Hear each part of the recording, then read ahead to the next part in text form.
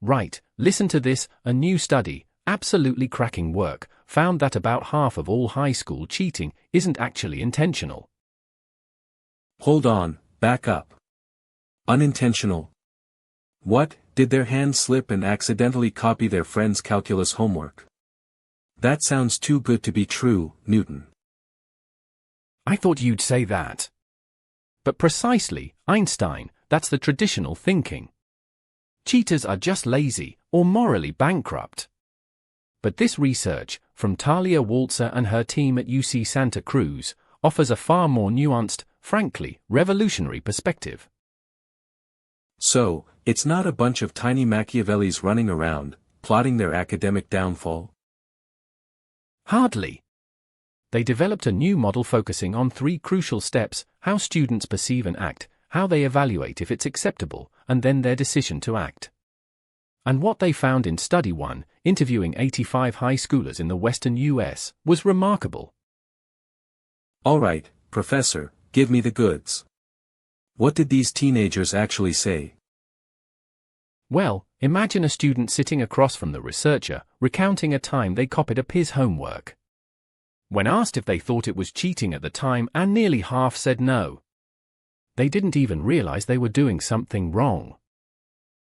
No way.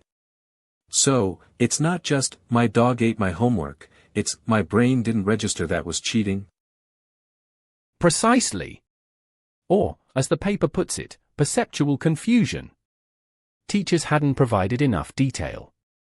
They were in a moral gray area, unsure if it was allowed. And here's where it gets even better: when these students did perceive their actions as cheating, many still judged their own actions as acceptable. But if you gave them a hypothetical scenario that was clearly cheating, they'd condemn it. Whoa. So, I might think it's okay for me to borrow a quote without citing it because I was up all night with a sick sibling, but I'd call out a stranger doing the exact same thing? That's human, actually. Indeed. It's not about being bad, but about balancing competing pressures. Students cited feasibility concerns, like not having enough time or ability, the low value of the assignment, or the sheer pressure to get good grades to get into college. High school is an incredibly stressful period, you see. Okay, so students are stressed, sometimes confused, and making trade-offs. What about the other side of the desk? What do the teachers think? Study 2.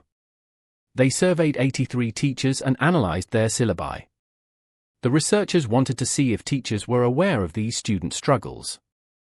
And the answer, I'm afraid, is a resounding not really. Ouch. So, a communication breakdown. A chasm, my friend.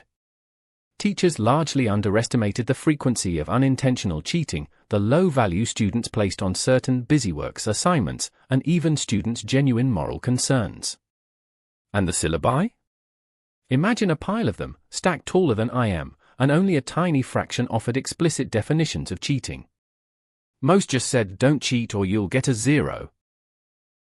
So, the students are in a fog, trying to navigate a moral minefield, and the teachers are just yelling, don't step on a mine, without telling them what a mine looks like or why it's there. That's not a recipe for academic integrity, is it? Precisely.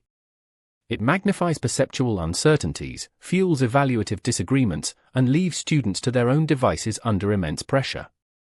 This isn't just about bad kids, it's a systemic issue, a failure of communication and understanding. So, if we want less cheating, we need to talk about it more. Make the rules clear, explain the why, and maybe ease up on the busywork that feels pointless. Exactly. It's about teaching integrity, not just punishing dishonesty. Understanding these nuanced perceptions and pressures is the first, crucial step to building a truly honest academic environment.